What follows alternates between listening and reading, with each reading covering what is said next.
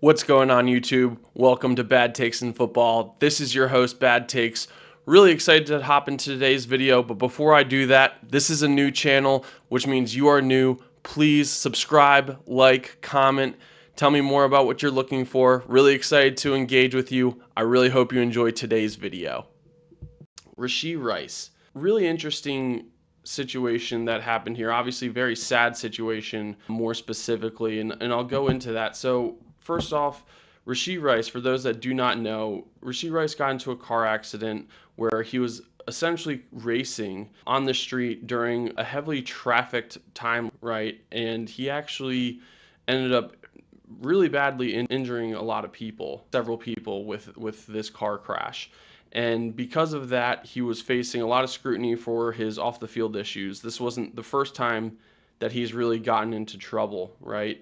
Regardless, a lot of this has played out throughout this past year. There were several delays in a ruling, but that ruling actually came out.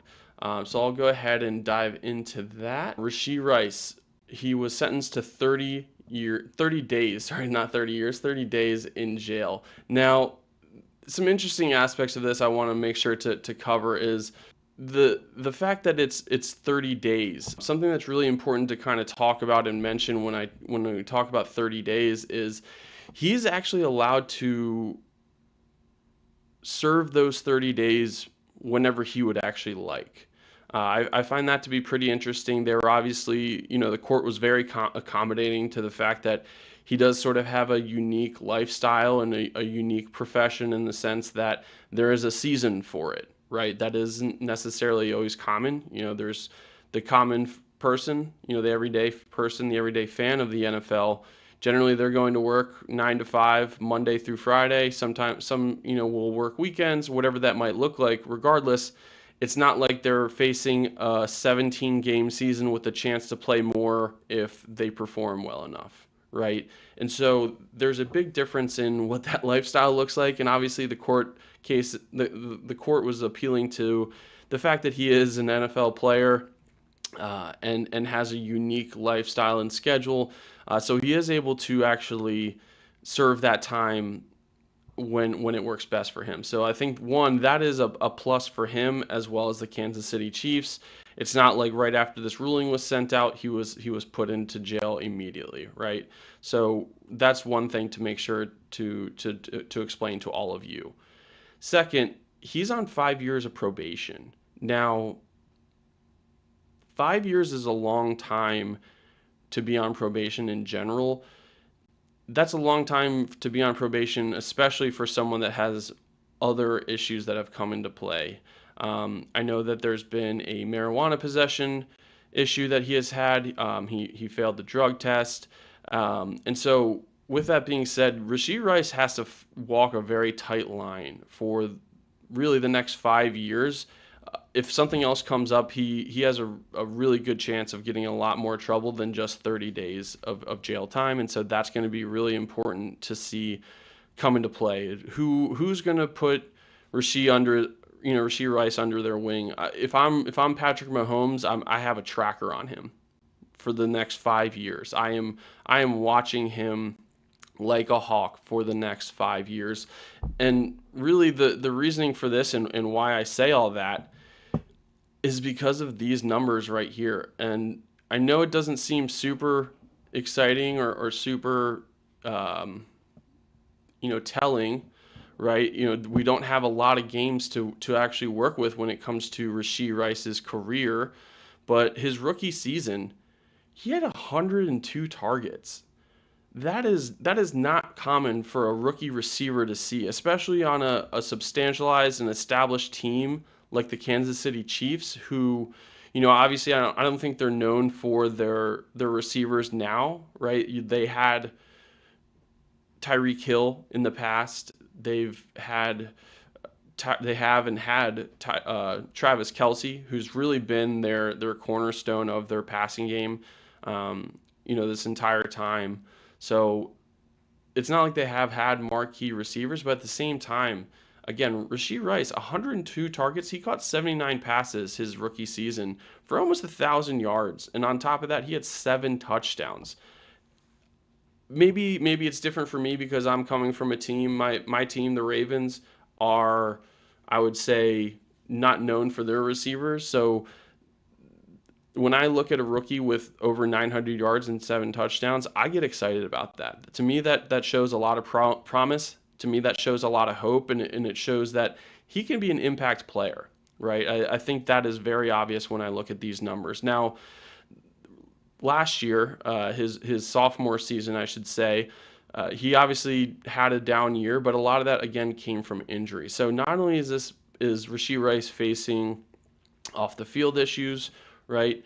But he also had an ACL injury last year that cut his schedule short. He essentially really only played in 3 games. His fourth game, he got hurt almost immediately. Didn't have any catches or targets in that game, but in a very short season, he had almost 300 yards and 2 touchdowns on 24 catches. Right, that is an impact player. That is someone that Patrick Mahomes can use on a regular basis. Because the other aspect of this, and really why I think this is even more important, is the fact that if you look at the depth chart, I think one important aspect to really focus on and touch on here is the fact that you're talking about Xavier Worthy and Hollywood Brown being your other top 2 receivers. And then I would probably put Juju Smith-Schuster behind them, right? Juju Smith-Schuster, I'll tell you this, he almost single-handedly helped them win a Super Bowl a couple years ago, right? He had a fantastic campaign for them, especially in the playoffs, but helped a lot in the Super Bowl a couple years ago. But he's not necessarily the guy anymore. He seems to be waived or let go or not renewed a contract by the Chiefs, tries to go somewhere else to play, doesn't seem to necessarily get any traction there. And I think they like him enough that they generally always bring him back, right? Andy Reid must be a fan of Juju Smith-Schuster. I've seen him go on and off this roster a couple times in the past year, I would say. Again, he does have an impact, and so they keep him, but Xavier Worthy, Hollywood Brown, what do you think about when you think of these receivers? I think of small and speed, right? I also am concerned about durability from that perspective.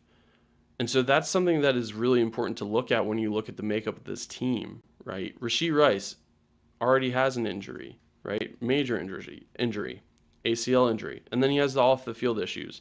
Xavier Worthy, I weighed about as much as Xavier Worthy when I was 12.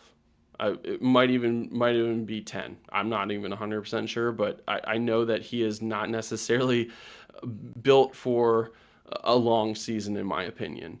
Hollywood Brown can't seem to stay on the field for any period of time, right? If you look at Hollywood Brown's career, he had 9 catches for 91 yards last year because of injuries. Right? That is not dependable, in my opinion. That's not reliable. So I'll zoom out real fast so we can see a little bit better. But if you look at these seasons, the best year he had was in Baltimore almost 4 years ago in 2021 when he had 1,000 yards and 6 touchdowns. He hasn't had a season over 800 yards since then, right? 709 with his first year in Arizona. So if you look at the games being played, ever since he's left Baltimore, he played 12 games his first year in Arizona, played 14 games his second year, and then he had 2 games last year. So you're talking about a receiver that has off the field issues and a major injury. You're talking about Xavier Worthy, who was available all last year. I'll give him that. But he's a very specific type of wide receiver. He doesn't necessarily have the build of a wide receiver 1, that can play on the outside and consistently get one-on-one coverage or double coverage and be able to fight through that. Again, he has that speed though. It's game-changing speed. It's season-changing speed, in my opinion. But how long can he stay durable? And then you have Hollywood Brown, another guy very similar to Xavier Worthy. He's known for his speed, but he's not the biggest guy, and he's also not able to stay on the field all the time. So I really do think that Rashee Rice's off the field issues and this hearing are going to have a big impact on the Kansas City Chiefs. A big topic of conversation and a lot of what people are wondering right now are how many games is Rashee Rice going to get suspended for?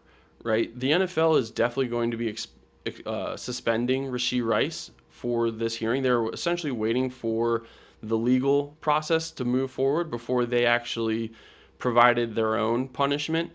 And from what I understand, it's going to be a multi-game suspension.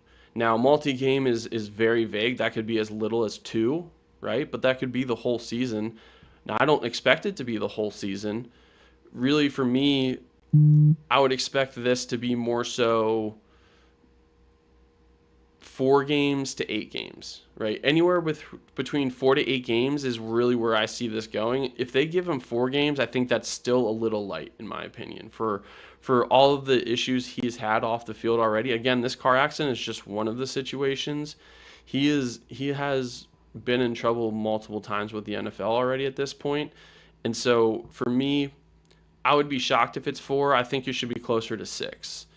6 to 8, based off of what he's done, I think is really the right thing to do from the NFL's perspective, and it also will send them a message. Because again, if you're Rashee Rice, a 4-game suspension when you're on the Kansas City Chiefs isn't as impactful, right? They have enough talent around them that they can work with that and make it through 4 games probably okay without him.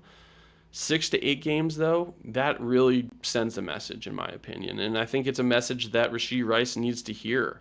You know, nothing has happened since this car accident with him, but at the same time, the court was pretty lenient with you. I think a lot of people would tell you, Rashee, that you are very lucky for what you got. You know, 5 years probation is scary from a sense that if you get in trouble again, it's a big deal. But that's also under the guess that you are going to get in trouble again. And so you got to think about it like that. And, you know, again, he doesn't have any leeway to make more mistakes right now. Not just from the NFL perspective, but personally, right?